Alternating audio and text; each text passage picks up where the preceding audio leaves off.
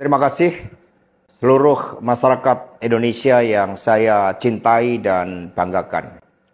Cerita ini diawali pada tanggal 7 Mei 2024 ketika saya menghadiri pidato pemilu dan jalan kebudayaan yang disampaikan oleh Prof. Sulistyowati di UI.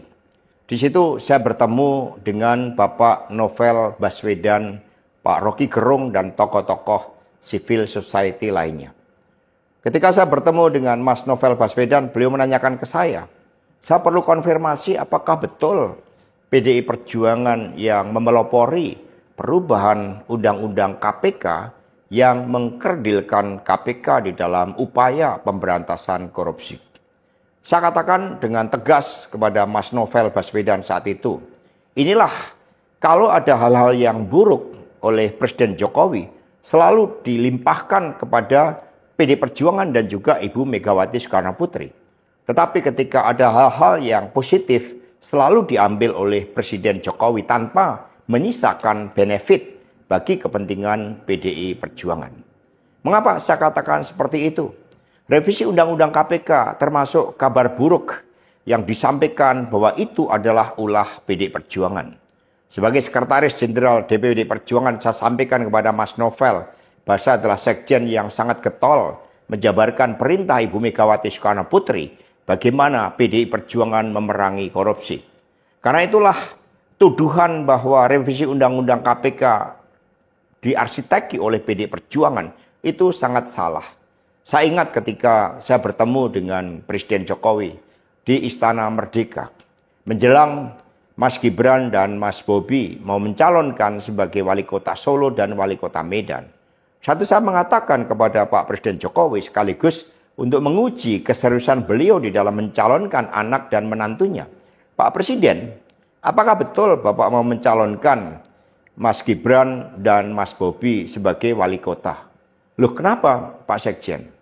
Karena ketika Mas Gibran dan Mas Bobi sebagai wali kota, maka otomatis dia menjadi pejabat negara. Dan ini akan sangat rawan terhadap berbagai bentuk gratifikasi, suap, dan berbagai tindakan korupsi lainnya. Presiden Jokowi sempat termenung saat itu.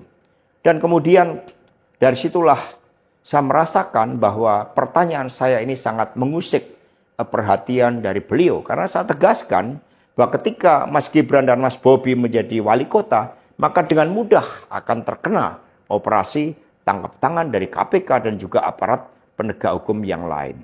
Maksud saya bertanya kepada Presiden Jokowi adalah untuk mengingatkan bahwa beliau sudah presiden. Buat apa kemudian anak-anaknya harus menjadi wali kota dan itu mengandung suatu risiko-risiko politik mengingat presiden juga berhadapan dengan begitu banyak pihak-pihak yang selalu mencoba berhadapan dengan Bapak Presiden. Tetapi beberapa saat kemudian saya menerima salah seorang menteri dan beliau mengatakan kepada saya bahwa sudah mendapatkan arahan dari Presiden Jokowi untuk melakukan revisi Undang-Undang KPK. Saat itu dijelaskan berbagai pasal-pasal penting, misalnya bahwa pimpinan KPK tidak otomatis bertindak sebagai penyidik. Kemudian ada beberapa pasal-pasal yang tidak memungkinkan bagi penyidik independen untuk bergabung ke KPK. Berbagai revisi-revisi itu, karena ini adalah perintah dari Presiden, maka ya saya sarankan untuk bertemu dengan seluruh jajaran fraksi di DPR RI dan coba menggalang atas perintah dari Presiden. Nah saat itu Pak Menteri yang menjadi kepercayaan dari Pak Jokowi ini menyampaikan bahwa kira-kira akan diperlukan dana sebesar 3 juta US dollar untuk menggolkan revisi Undang-Undang KPK. Dan mengapa berjalan mulus? Karena Presiden Jokowi punya kepentingan untuk melindungi Mas Gibran dan Mas Bobi. Maka sejarah mencatat bahwa revisi Undang-Undang KPK ini dilaksanakan sebelum pelaksanaan pilkada serentak di mana Mas Gibran dan Mas Bobi berproses menjadi wali kota. Maka ketika terpilih menjadi wali kota, amanlah dari berbagai persoalan hukum karena KPK sudah dilemahkan.